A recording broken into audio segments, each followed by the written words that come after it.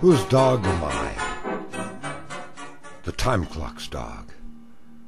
Whose dog are you? Learn how to smile at the foreman. A dirty joke. Time for a smoke. Be slick. Be quick. Be human. The night is small and hard to hold. Sinks into the spongy morning. The day is large and hard to pass. You can't go over it. You can't go under it. And can't go around it. But must go through it. And me, dog-tired. Woof, woof, woof. I thought I'd start the show with a wolf poem. I like wolf poems.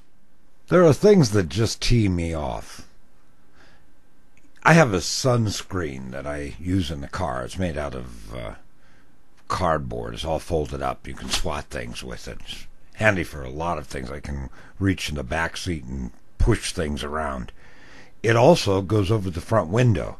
So as the sun, with Lord knows what kind of weird rays and solar pollution is coming down with those weird rays, when the sun rays come down, you put it in front of the windshield, and it keeps the car a little cooler and maybe protects us from those waves. I'm not really sure. But I noticed as I was putting it on the other day, one of these very, very rare days we have in the Northwest when there's no clouds and the sun comes through, that there's a warning on the back of the sunscreen. And the warning says, do not drive with sunscreen in place. Well, granted, being a senior citizen, I mean, it could happen, but I like to see the things I'm running into. And I know, without that warning, that sunscreen has to come down before I start to drive. There are other things, and I'll show you what I'm talking about here. In fact, these items, a young video maker that I just recently discovered, Snoopa92, did a video. You might want to check that out on tips to surviving. And I was going to do a video on that myself, but this young upstart stellar video maker beat me to it. But I want to show this to you. Now, this is toothpaste. This is Bengay. This is the toothbrush. What tees me off here is there is no warning label on the toothpaste or the Bengay telling me that I should not be brushing my teeth with these things. Now that tees me off, and that really needs a warning. There are other things that are of much greater importance, like where have the bees gone? Honeybees. I saw a honeybee at school, watched as this young lone bee was squashed by a 12-year-old girl. A friend here has beehives, but the bees are just not here anymore. Someone told me they've all gone north to Alaska. I'm not sure if anyone in Alaska watches these videos, but if you do, please let me know about our bees. Are they okay?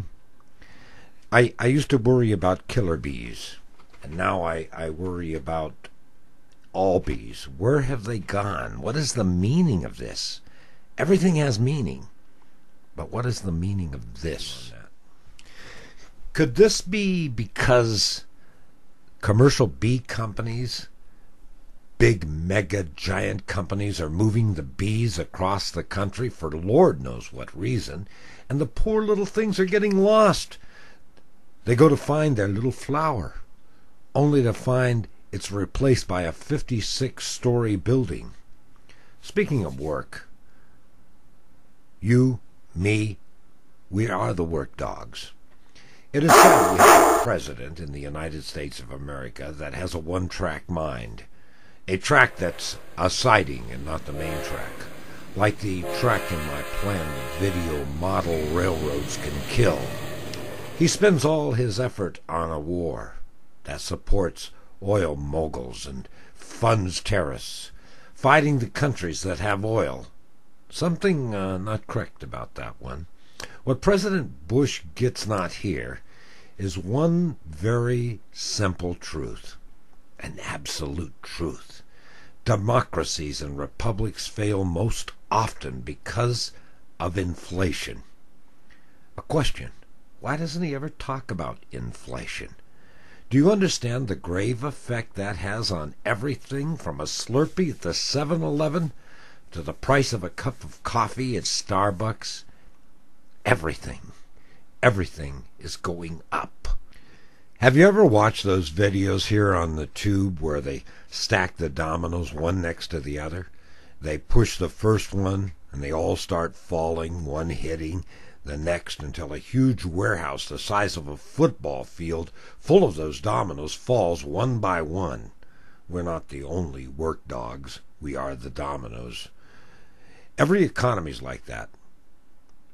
And it starts with one silly minimum wage kid who has a 1987 Ford and works 10 miles away at the McDonald's. Now, since he took math, this kid knows he needs to work to make money to pay for that 1987 Ford. But when he finds that putting gas in that Ford costs him more than he makes for his 4 hours of work, he stops working. He stays home. And one domino falls. That domino hits the next domino, and the old lady down the street finds that she can no longer pay her electric bill, and that domino falls.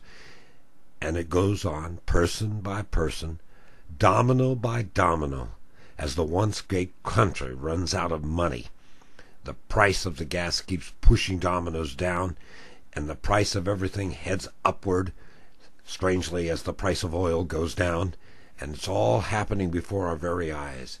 We can see it, but Bush can't understand it.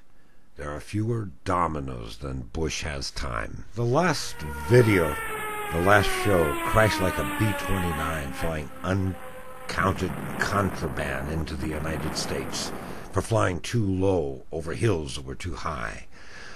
Not a single video response. However, it was a step in a positive direction. Now the show has over 300 subscribers, and that makes it so worthwhile doing all this thinking on weighty matters. What do you think, dear subscriber? We can use the comments, and it's my hope there will be some video responses again, and videos on videos, and of course, new subscribers. And now, if you will excuse me. Reap, reap, gonna reap the fruit of the seed that you've been sowing. What you gonna say to the Lord that day when he asks what you've been growing? Will you say hope is a-growing, that's what I planted. Hope is a-growing, that's what I planted. Started spreading all around, watched it fill this little town, yes.